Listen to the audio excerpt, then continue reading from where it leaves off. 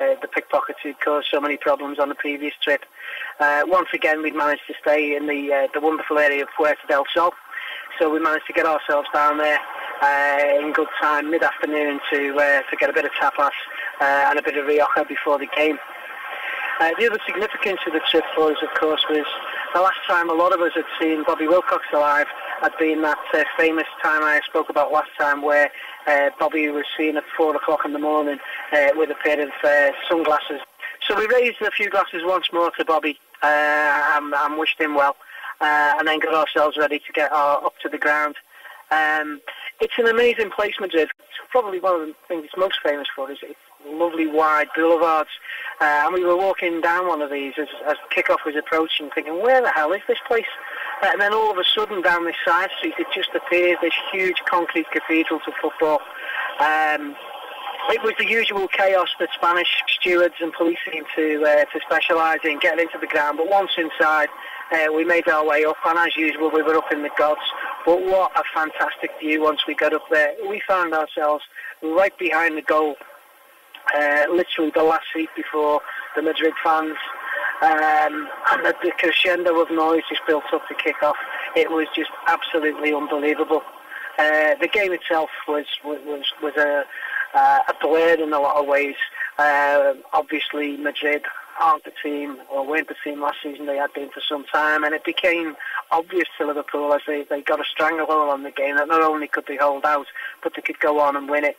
And sure enough, free kick, bent in by Aurelio, smallest man on the pitch, who'd have believed it. Benayoun buried it into the back of the net in front of us. Cue pandemonium, absolute pandemonium, as we all danced and sung into the night. And that was it then, off back into Madrid to celebrate once more. And as I sat and had a quiet pint with my dad, I reflected on a few things. Of all the years we've been going to the match, we just realised how lucky we were. All the great cathedrals of European football, we've been there. Roma, Inter Milan, the San Siro, the Torino, to see Liverpool beat Juventus, and now Real Madrid to follow on from the Nou Camp. We'd been there, we'd gone, we'd seen Liverpool play and we'd conquered. One left for me now, really, and I hope we get them next season. That's Bayern Munich in the Alliance Stadium.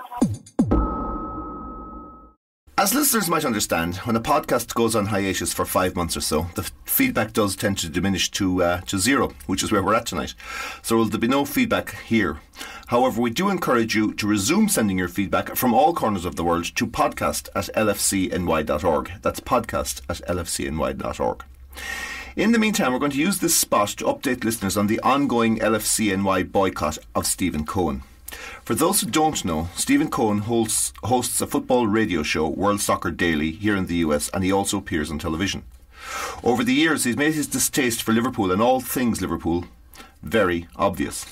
Some years ago on TV, he accused Liverpool fans of killing their own at Hillsborough, for which he gave a qualified apology the following week, never mentioning the words Liverpool, 96 or Hillsborough.